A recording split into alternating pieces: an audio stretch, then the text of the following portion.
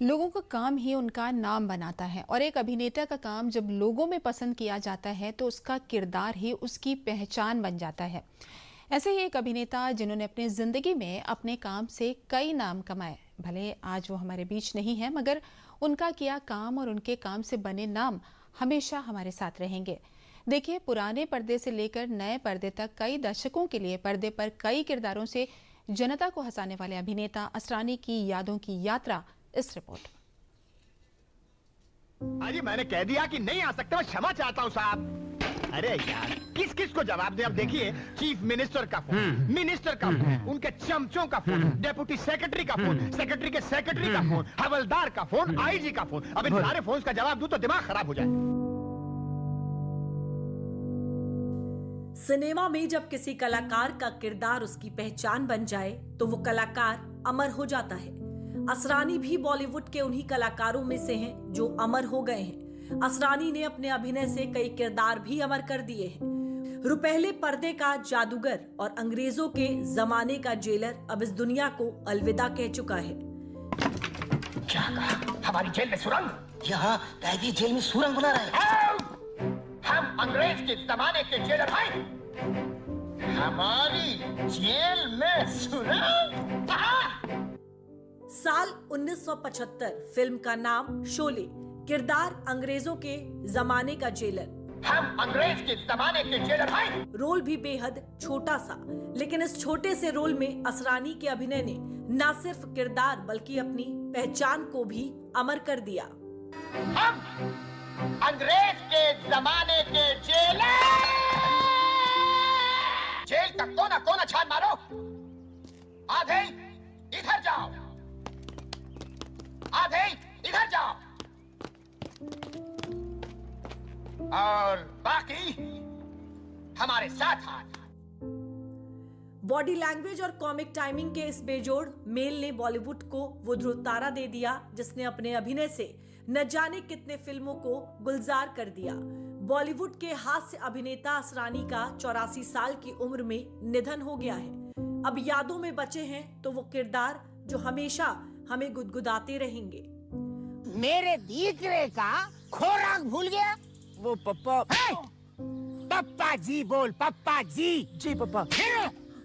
आगे नहीं, पीछू जी लगा, पीछू। जी पापा जी। जितना बोला उतना ही बोल। चुप क्यों है? मुंह में जबान नहीं है क्या? है ना पापा जी। है? जबान लड़ाता है। गोवर्धन असरानी की सेहत बीते कई दिनों से ठीक नहीं थी। उनकी लंग्स में पानी भर गया था।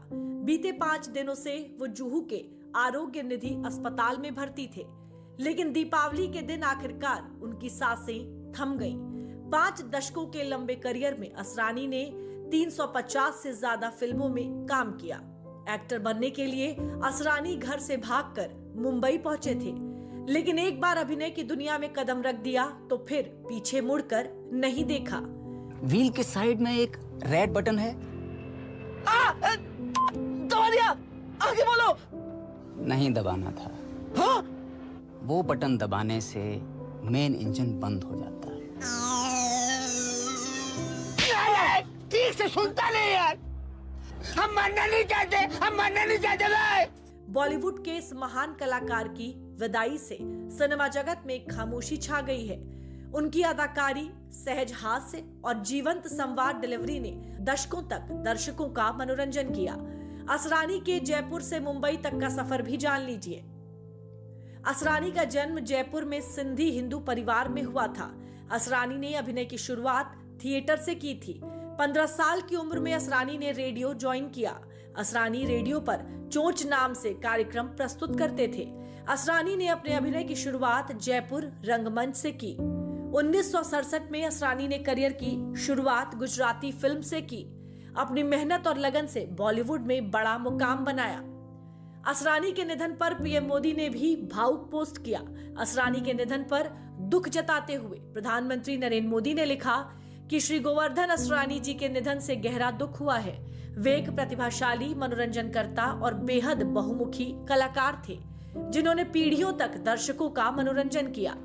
अपनी अविस्मरणीय प्रस्तुतियों से उन्होंने अनगिनत लोगों के जीवन में खुशी और हंसी भरी। भारतीय सिनेमा में उनका योगदान सदैव स्मरणीय रहेगा।